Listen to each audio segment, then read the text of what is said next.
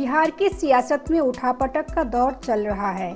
Bihar NDA यानी बिहार के राष्ट्रीय जनतांत्रिक गठबंधन में जिस तरह का माहौल देखने को मिल रहा है, उससे तो यही लगता है कि सूबे की सियासत में अभी बहुत कुछ होना शेष है। विधानसभा में मुख्यमंत्री और विधानसभा स्पीकर के बीच जो कुछ हुआ वो सब अब जग जाहिर है। बिहार सरकार के पशुपालन मंत्री और विकासशील इंसान पार्टी के अध्यक्ष मुकेश सहनी का बीजेपी के साथ कैसा रिश्ता, बिहार एनडीए में उनकी भूमिका कैसी रहेगी, इन तमाम सवालों का जवाब 10 दिनों के अंदर ही मिल जाएगा।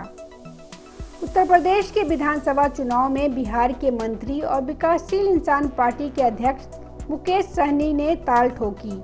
वो बीजेपी नेताओं को खटक रहा है। बीजेपी के कई नेता मुकेश सहनी पर लगातार हमलावर है और उनके इस्तीफे की मांग कर रहे हैं। मुकेश सहनी ने इस पर पलटवार करते हुए साफ कह दिया है कि जनता दल यूनाइटेड ने भी यूपी में चुनाव लड़ा, ऐसे में नीतीश कुमार को भी इस्तीफा दे देना चाहिए। यूपी चुनाव को लेकर सियासी घमासान चल ही रहा था कि अब बोचहां का उपचुनाव आ गया। 2020 के चुनाव में वीआईपी के मुसाफिर पासवान इस सीट से विधायक निर्वाचित हुए थे। मुसाफिर के निधन से रिक्त सीट पर उपचुनाव के लिए मुकेश सहनी ने अमर पासवान को उम्मीदवार घोषित कर दिया, तो वहीं बीजेपी भी इस सीट पर दावा कर दिया है।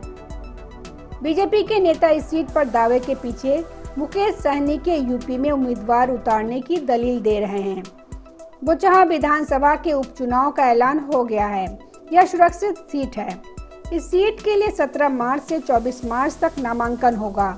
इसी अवधि में यह तय हो जाएगा कि वीआईपी और बीजेपी का रिश्ता आगे कैसा रहेगा।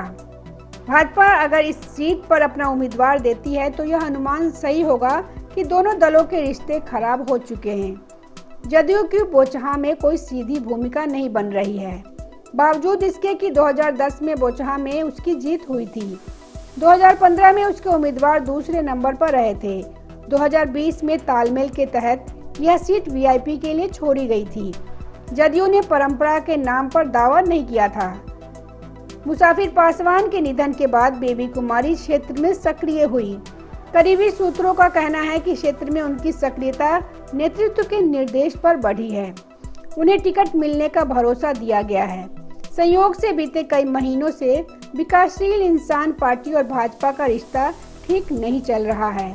बोचहां को भाजपा अपने हिस्से की सीट इसीलिए भी मान रही है क्योंकि बंटवारा के समय यह भाजपा के कोटे में थी।